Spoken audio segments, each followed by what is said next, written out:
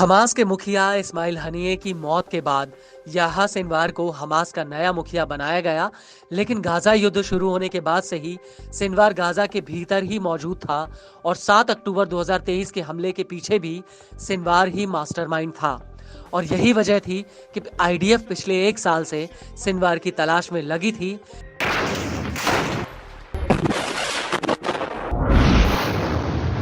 लेकिन 16 अक्टूबर 2024 को गाजा के राफा में आईडीएफ के जवानों की हमास के कुछ लड़ाकों से मुठभेड़ हुई और इस मुठभेड़ में याह्या सिनवार मारा गया।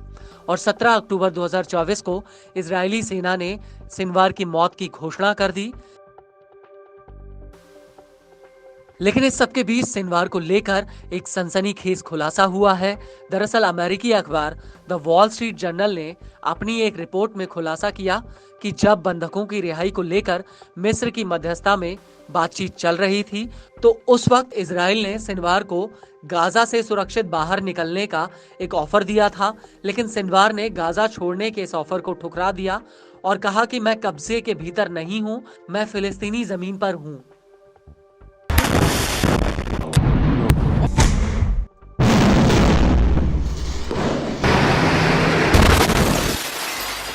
वॉल स्ट्रीट के मुताबिक सिनवार ने यह जवाब गाजा युद्ध शुरू होने के बाद दिया था और उस वक्त सिनवार ने कबूल किया था कि उसकी मौत हो सकती है और उसकी मौत के बाद हमास एक नेतृत्व परिषद का चुनाव करे, जो उसकी मौत के बाद हमास का नया मुखिया नियुक्त करे और हमास को चलाए। द वॉल स्ट्रीट जर्नल के मुताबिक इस पूरी बातचीत के दौरान सिनवार अपनी जिद पर अड़ा रहा।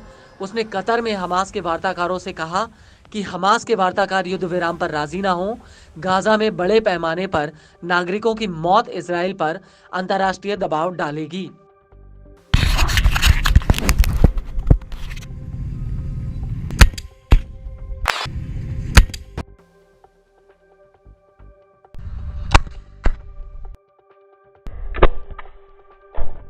अखबार के मुताबिक सिनवार को उस वक्त उम्मीद थी कि गाजा युद्ध जारी रहने से इजराइल के खिलाफ एक क्षेत्रीय जंग छिड़ जाएगी, लेकिन हकीकत में उस वक्त ऐसा कुछ नहीं हुआ।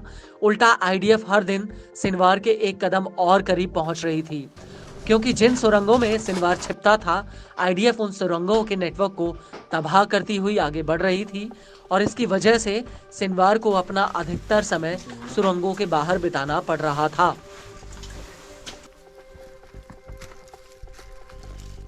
जिसकी वजह से उसकी मौत का खतरा और ज्यादा बढ़ गया। और आपको बता दें कि सिनवार को अपनी मौत का एहसास होने लगा था।